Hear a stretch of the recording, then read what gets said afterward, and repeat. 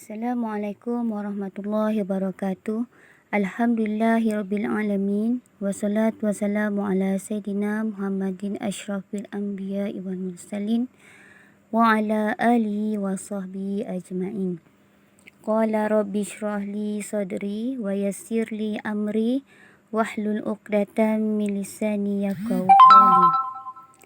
Alhamdulillah, dapatlah kita bersama-sama pada hari ini meneruskan PDPR bagi mata pelajaran Sirah Darjah 5 bagi mata pelajaran 1 yang bertajuk Perjanjian Hudaibiyah. Untuk hari ini Ustazah ingin menerangkan pengenalan Perjanjian Hudaibiyah, sebab berlakunya Perjanjian Hudaibiyah, dan yang ketiga ialah isi Perjanjian Hudaibiyah. Kita pergi kepada tajuk pengenalan Perjanjian Hudaibiyah. Hudaibiyah sempena nama sebuah kampung di semenanjung Tanah Arab di sebelah barat kota Mekah.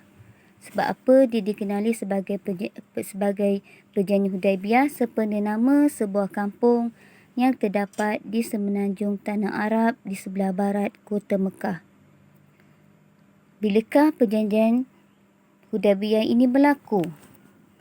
Perjanjian ini berlaku secara damai pada hari Isnin bulan Zulkaidah pada tahun ke-6 Hijrah. Ustazah ulang lagi sekali. Bilakah ia berlaku? Dia berlaku pada hari Isnin bulan Zulkaidah pada tahun ke-6 Hijrah.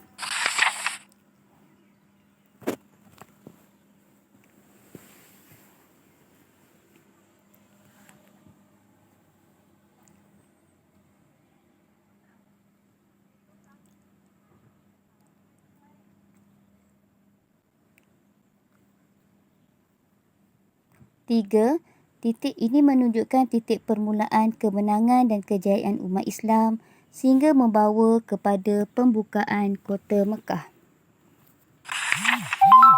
Seterusnya, kita pergi kepada sebab Perjanjian Hudaibiyah. Mengapa Perjanjian Hudaibiyah ini boleh terjadi? Yang pertama, apabila Rasulullah dan para sahabat keluar ke Mekah untuk menunaikan ibadah umrah. Jadinya Nabi Muhammad keluar daripada kota Mekah untuk menunaikan ibadah umrah. Kedua, musyrikin Mekah menghalang kaum muslimin memasuki Mekah. Ini menyebabkan Nabi Muhammad menghantar 2 orang utusan untuk berbincang tujuan mengapa sebenar kedatangan orang muslimin ke Mekah. Keempat, Rasulullah memeterai janji taat setia menuntut bela kematian Saidina Osman. Kelima, musyrikin Mekah takut dan menghantar Suhail bin Umar sebagai wakil memeterai perjanjian damai yang dinamakan Sulhah di Hudaibiyah. Seterusnya, kita pergi kepada isi Perjanjian Hudaibiyah. Di sini Ustazah ingin menerangkan isi Perjanjian Hudaibiyah ada 6. Yang pertama ialah genjatan senjata selama 10 tahun. Apa itu genjatan senjata? Genjatan senjata ialah di mana kedua-dua pihak iaitu orang Islam dan orang musyrikin tidak boleh menggunakan senjata melainkan untuk mempertahankan diri selama 10 tahun. Sekiranya berlaku pelanggaran, maka kemenangan akan diberikan kepada pihak yang tidak melanggar perjanjian. Kedua, orang Islam dibenarkan memasuki pada tahun berikutnya selama 3 hari sahaja. Ustazah ulang, isi Perjanjian Hudaibiyah yang kedua, orang Islam dibenarkan memasuki pada tahun berikutnya selama 3 hari. Isi Perjanjian Hudaibiyah yang ketiga, orang Quraisy yang lari ke pihak Islam tanpa kebenaran dikembalikan semula kepada keluarganya. Ustazah ulang. Isi perjanjian yang Hudaybiyah yang ketiga ialah orang Quraisy yang lari ke pihak Islam tanpa kebenaran dikembalikan semula kepada keluarganya. Keempat, orang Islam yang lari ke pihak Quraisy tidak perlu dikembalikan kepada keluarganya. Nampak tak kat situ perbezaan? Isi perjanjian yang ketiga dan keempat, kalau orang Quraisy yang lari ke pihak Islam tanpa kebenaran dikembalikan semula kepada keluarganya. Tetapi kalau orang Islam yang lari ke pihak Quraisy tidak perlu dikembalikan kepada keluarganya. Seterusnya, isi perjanjian yang kelima.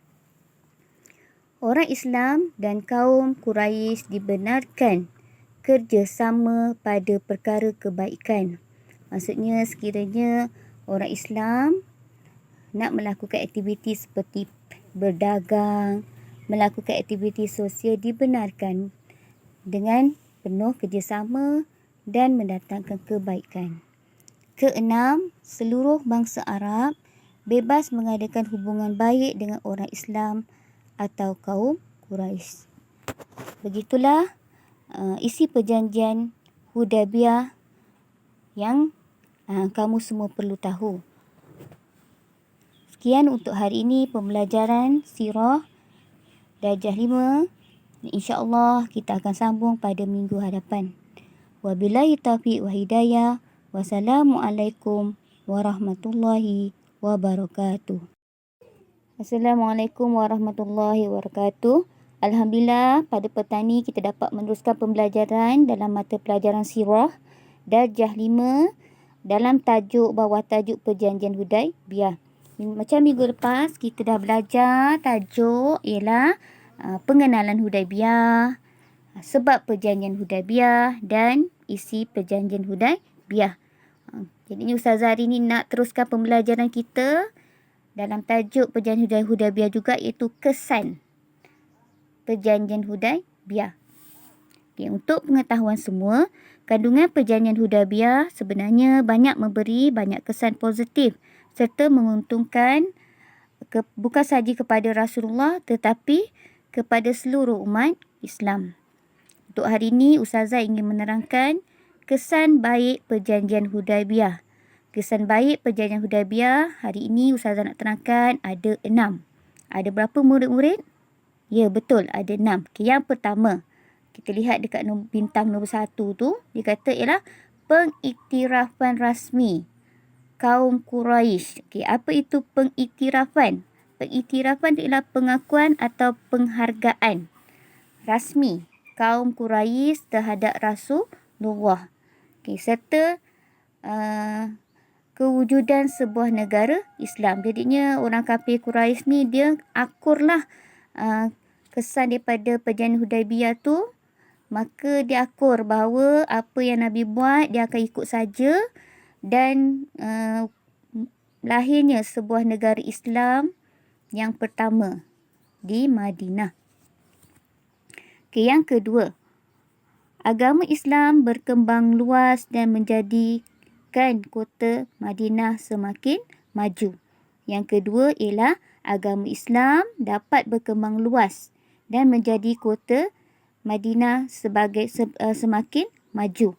Okay, yang ketiga, telah membuka jalan kepada pembebasan Mekah daripada kaum Quraisy.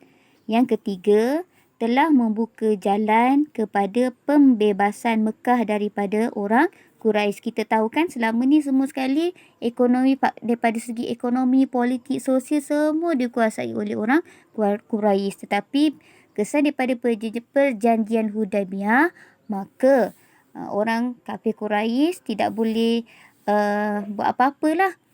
Jadi ini kat sini memberi peluang kepada orang Islam untuk meneruskan kehidupan sehari-harian.